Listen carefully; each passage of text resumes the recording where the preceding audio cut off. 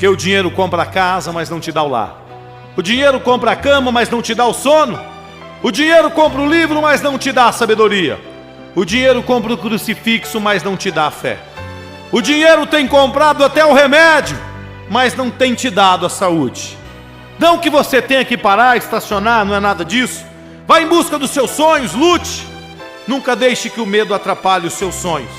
Mas nunca se esqueça da sua família, dos seus amigos, dos seus pais e de quem te ama, que é a coisa mais verdadeira, principalmente dos seus filhos.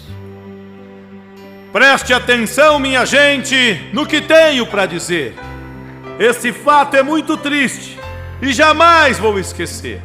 Existia um cidadão ganancioso demais, só pensava em poder e em bens materiais. Tinha uma esposa mal amada e um filho por nome Juninho, a quem